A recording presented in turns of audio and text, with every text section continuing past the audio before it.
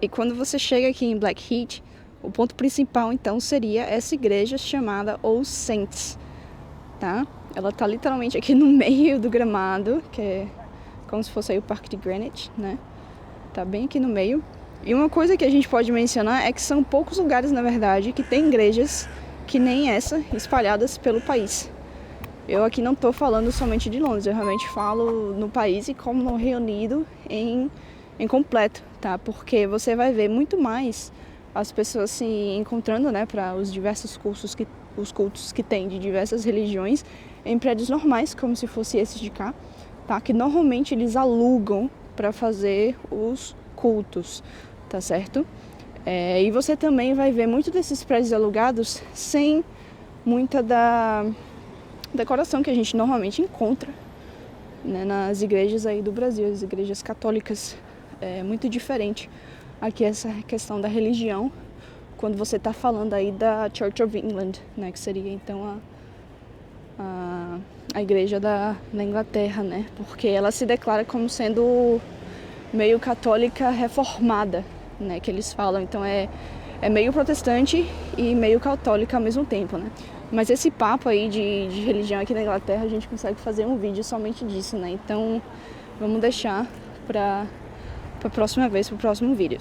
Enquanto a gente caminha por aqui, né, por esse bairro, eu queria também falar sobre algumas curiosidades, que a gente tem alguns fatos curiosos dessa área de Blackheath, né, sendo o primeiro, então, que os rumores do parque que a gente acabou de ver, né, o parque de Blackheath, os rumores é que foram enterrados aí milhares de vítimas da peste negra, quando teve, né, no caso, no século XIV e no século XVII, antes, no caso, da família real se mudar também para Londres, né? Por isso do nome ser chamado de Blackheath, porque Black tem o significado de preto, né? De peste negra.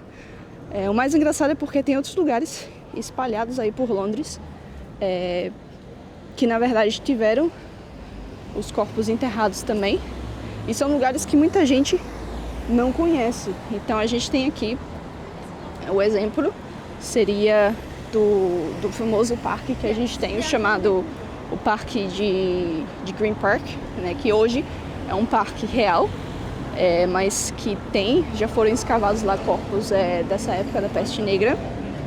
E também tem regiões como a região de Bank, onde tem aí muitas empresas do ramo financeiro, né, a gente tem muito disso, por lá já teve escavações. E também em outras estações de metrô que a gente tem pelo país. Quer dizer, pelo país não, por Londres, né? Porque Londres é que tem metrô. Esse bairro, ele é chamado de vilarejo, tá? Pela sua tranquilidade. Vocês podem estar percebendo aqui que tem um certo movimento de pessoas, mas é só esse movimento aqui mesmo nessa rua principal, né? Que é chamada de B212. Normalmente você não vai ter esse tipo de movimento por aqui, mas é porque realmente é uma rua principal. Em todos os bairros você vai ter essa rua principal, onde o comércio local mesmo está instalado, então por isso que é bem movimentado aqui nessa hora. Mas esse bairro em si, Blackheath, é muito, mas muito tranquilo, tá certo? Porque você aqui também vai encontrar uma grande parte de famílias. Tá? Então, muitas famílias com criança pequena, com cachorros, eles acabam se mudando para cá, porque é uma região também privilegiada nesse sentido, porque eu digo privilegiada, mas porque você não tem o estresse que você tem vivendo no centro, próximo do centro de Londres ou em outras partes de Londres, tá? Porque aqui você não vai encontrar o estresse do trânsito, o estresse das pessoas correndo a todo lugar.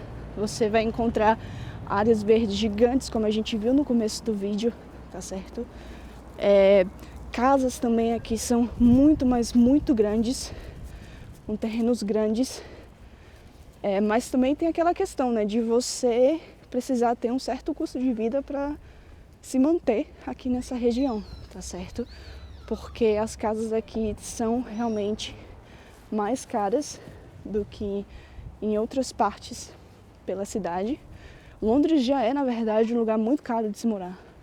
E quando você acaba encontrando esses lugares que tem essa questão de ser privilegiado por ter um espaço verde, ter aquele feeling de vilarejo, de ter a tranquilidade de pessoas, então muda muito essa questão do valor da propriedade, né?